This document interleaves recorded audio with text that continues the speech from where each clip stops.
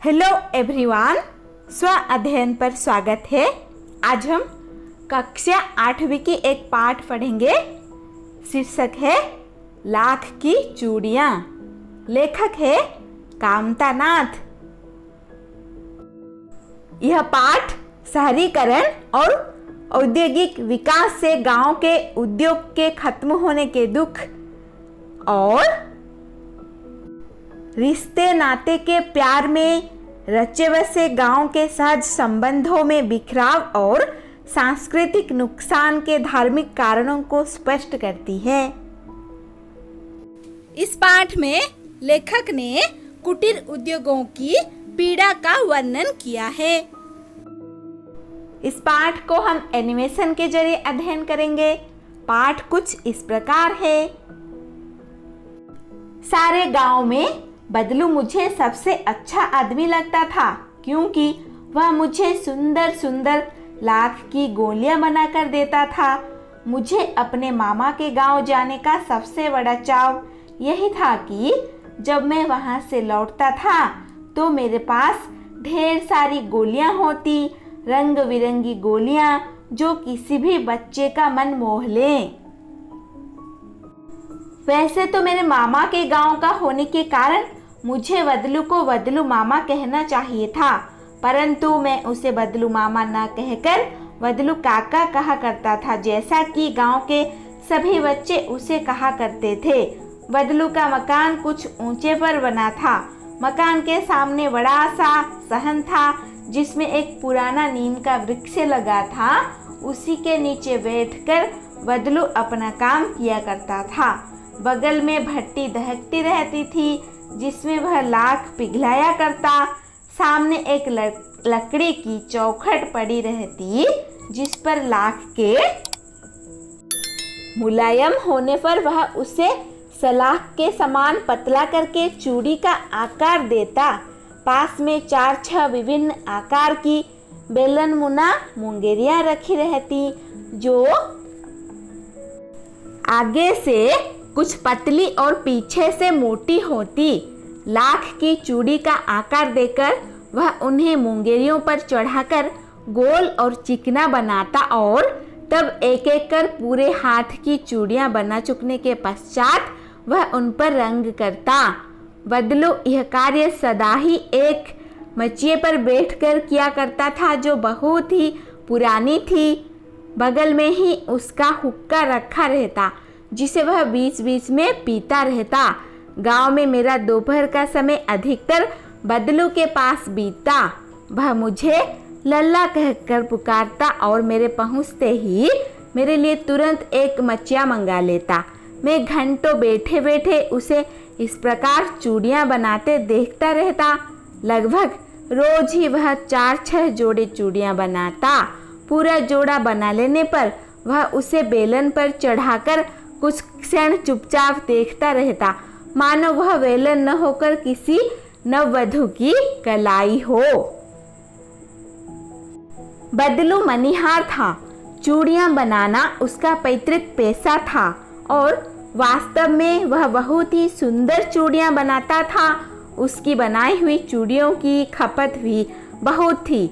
उस गांव में तो सभी स्त्रियां उसकी बनाई हुई चूड़ियां पहनती थी। आसपास के गांव के लोग भी उससे चूड़ियां ले जाते थे, परंतु वह कभी भी चूड़ियों को पैसों से बेचता न था। उसका अभी तक वस्तु विनिमय का तरीका था और लोग अनाज के बदले उससे चूड़ियां ले जाते थे। बदलू स्वभाव से बहुत सीधा था। मैंने कभी भी उसे किसी से झगड़ते नहीं देखा। हाँ, शादी विवाह के अवसरों पर वह अवश्य जिद पकड़ जाता था। जीवन भर चाहे कोई उससे मुफ्त चूड़ियां ले जाए, परंतु विवाह के अवसर पर वह सारी कसर निकाल लेता था। आखिर सुहाग के जोड़ों का महत्व ही और होता है। मुझे याद है, मेरे मामा के यहाँ किसी लड़की के विवाह पर जरा सी किसी बात पर बिगड़ गया था और फिर उसको मनाने में लोहे लग गए थे। विवाह में इसी जोड़े का मूल्य इतना बढ़ जाता था कि उसके लिए उसकी घरवाली को सारे वस्त्र मिलते, ढेरों अनाज मिलता। उसको अपने लिए पगड़ी मिलती और रुपए जो मिलते सो अलग। यदि संसार में बदलू को किसी बात से चिढ़ थी तो वह थी कांच की चूड़ियों से। यदि किसी भी स्त्री के हाथों में उसे कांच की चूड़ियां दिख जाती तो वह अंदर ही अंदर कुढ़ उठता और कभी कभी तो दो चार बातें भी सुना देता। मुझसे तो वह घंटों बातें किया करता। कभी मेरी पढ़ाई के बारे में पूछता, कभी मेरे घर के बारे में और कभी यूं ही शहर के जीवन के बारे में। मैं उससे कहता कि शहर में सब कांच की चूड़ियां पहनते हैं तो वह उत्तर देता, शहर की बात और है लल्ला, वहाँ तो सभी कुछ होता है। वहाँ तो औरतें अपने मर्द का हाथ पकड़कर सड़कों पर घूमती भी हैं और फिर उनकी कलाइयाँ नाजुक होती है ना। लाख की चूड़ियां पहने तो मोच न आ जाए। कभी कभी बदलू मेरी अच्छी खासी खातिर भी करता। जिन दिनों उसकी गाय के दूध होता वह सदा मेरे लिए मलाई बचा कर रखता और आम की फसल में तो मैं रोज ही उसके यहाँ से दो चार आम खा आता। परंतु इन सब बातों के अतिरिक्त जिस कारण वह मुझे अच्छा लगता वह यह था कि लगभग रोज ही वह मेरे लिए एक दो गोलियां बना देता। मैं बहुधा हर गर्मी की छुट्टी में अपने मामा के यहाँ चला जाता और एक आध महीने वहाँ रहकर स्कूल खुलने के समय तक वापस आ जाता। परंतु 2-3 बार ही मैं अपने मामा के यहाँ गया होऊंगा, तभी मेरे पिता की एक दूर के शहर में बदली हो गई और एक लंबी अवधि तक मैं अपने मामा के गांव न जा सका। तब लगभग 8-10 वर्षों के बाद जब मैं वहां गया तो इतना बड़ा हो चुका था कि लाख की गोलियां में मेरी रुचि नहीं रह गई थी। अतः गांव में होते हुए भी कई दिनों तक मुझे बदलू का ध्यान न आया। इसी बीच मैंने देखा कि गांव में लगभग सभी स्त्रियां कांच की चूड़ियां पहने हैं। विरले ही हाथों में मैंने लाख की चूड़ियां देखी। तब एक दिन सहसा मुझे बदलू का ध्यान हो आया। बात यह हुई कि बरसात में मेरे मामा की छोटी लड़की आंगन में फिसल कर गिर पड़ी और उसके हाथ की कांच की चूड़ी टूटकर उसकी कलाई में घुस गई और उससे खून बहने लगा। मेरे मामा उस समय घर पर न थे। मुझे ही उसकी मरहम पट्टी करनी पड़ी। तभी सहसा मुझे बदलू का ध्यान हो आया और मैंने सोचा कि उससे मिलाऊं। अतः शाम को मैं घूमते घूमते उसके घर चला गया। बदलू वहीं चबूतरे पर नीम के नीचे एक खाट पर लेटा था। नमस्ते बदलू काका, मैंने कहा। नमस्ते भैया। उसने मेरी नमस्ते का उत्तर दिया और उठकर खाट पर बैठ गया। परंतु उसने मुझे पहचाना नहीं और देर तक मेरी ओर निहारता रहा। मैं हूँ दनादन काका, आपके पास से गोलियां बनवा कर ले जाता था।